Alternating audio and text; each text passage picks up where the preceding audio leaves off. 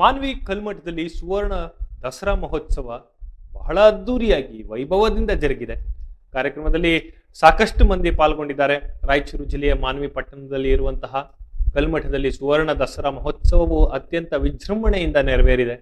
ಈ ಕಾರ್ಯಕ್ರಮದಲ್ಲಿ ನೂರಾರು ಮಂದಿ ಭಾಗವಹಿಸಿ ದಸರಾ ಉತ್ಸವದ ಸಡಗರವನ್ನ ಸವಿದರು. ಉತ್ಸವದ ಅಂಗವಾಗಿ ವಿವಿಧ ಸಾಂಸ್ಕೃತಿಕ ಕಾರ್ಯಕ್ರಮಗಳು ಜರುಗಿದವು. ಅಲ್ಲದೆ ಭಕ್ತರು ಮತ್ತು ಸಾರ್ವಜನಿಕರಿಗಾಗಿ ವಿಶೇಷ ಪೂಜೆ ಹಾಗೂ ಧಾರ್ಮಿಕ ವಿಧಿವಿಧಾನಗಳನ್ನು ನೆರವೇರಿಸಲಾಯಿತು.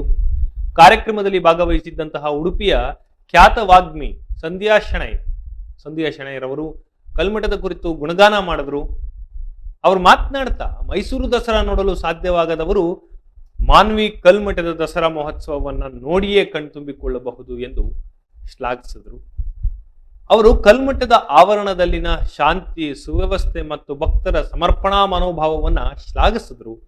ಕಾರ್ಯಕ್ರಮದಲ್ಲಿ ಮಾತನಾಡಿದಂತಹ ಅವರು ಮಾನ್ವಿಯ ಜನರು, ಭಾಷಣಕಾರರು ಹೇಳುವಂತಹ ವಿಚಾರವನ್ನ ಆಲಿಸಲು ಕಾತುರದಿಂದ ಕುಳಿತಿರುವುದು ನಿಜಕ್ಕೂ ದೊಡ್ಡ ಶಕ್ತಿಯಾಗಿದೆ ಅಂತ ಅಭಿಪ್ರಾಯಪಟ್ಟರು. ದಸರಾ ಮಹೋತ್ಸವದ ಅಂಗವಾಗಿ ಮಾನ್ವಿಯಲ್ಲಿ ಸ್ವಚ್ಛತಾ ಅಭಿಯಾನವನ್ನ ಹಮ್ಮಿಕೊಳ್ಳಲಾಗಿತ್ತು. ಈ ಕುರಿತು ಮಾತನಾಡಿದಂತಹ ಸಂಧ್ಯಾ ಶೆಣೈರವರು ದೇಶದಲ್ಲಿ ಹಿಂದೆ ಜನರು ಚಂಬು ಇಟ್ಕೊಂಡು ಸರದಿಯಲ್ಲಿ ನಿಲ್ತಾ ಇದ್ರು. ಆದರೆ ಈಗ ಸ್ವಚ್ಛ ಭಾರತ್ ಪರಿಕಲ್ಪನೆಯಿಂದಾಗಿ ಈ ಭಾಗವು ಸ್ವಚ್ಛವಾಗಿದೆ ಅಂತ ಸಂತಸವನ್ನ ವ್ಯಕ್ತಪಡಿಸಿದರು. ಸ್ವಚ್ಛತಾ ಅಭಿಯಾನದಲ್ಲಿ ಸ್ಥಳೀಯರು ಉತ್ಸಾಹದಿಂದ ಭಾಗವಹಿಸಿ ಪರಿಸರ ಸ್ವಚ್ಛತೆಗೆ ಒತ್ತು ನೀಡಿದರು. ದಸರಾ ಉತ್ಸವದಲ್ಲಿ ಸ್ವಾಮೀಜಿಗಳು ನಿತ್ಯ ಸಂಸ್ಕಾರದ ಕುರಿತು ಉಪದೇಶ ನೀಡಿದರು. ಮಕ್ಕಳು, ಯುವಕರು ಮತ್ತು ವೃದ್ಧರು ಸೇರಿದಂತೆ ಎಲ್ಲರೂ ಕೂಡ ಸಂಸ್ಕಾರದ ಮಹತ್ವವನ್ನ ತಿಳಿದುಕೊಂಡ್ರು ಅಂತ ಹೇಳಿದ್ರೆ ಬಹುಶಃ ತಪ್ಪಾಗ್ಲಿಕ್ಕಿಲ್ಲ.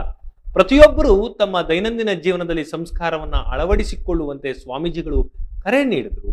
ಕಾರ್ಯಕ್ರಮದಲ್ಲಿ ಮಕ್ಕಳು ಮತ್ತು ಮಹಿಳೆಯರು ಸೇರಿದಂತೆ ಅನೇಕರು ಸಾಂಸ್ಕೃತಿಕ ಕಾರ್ಯಕ್ರಮದಲ್ಲಿ ಭಾಗವಹಿಸಿ ತಮ್ಮ ಪ್ರತಿಭೆಯನ್ನ ಪ್ರದರ್ಶಿಸಿದರು. ಈ ಮೂಲಕ ದಸರಾ ಮಹೋತ್ಸವವು ಎಲ್ಲರನ್ನೊಳಗೊಂಡಂತಹ ದಸರಾ ಸಂತಸವನ್ನ ನೀಡಿತು.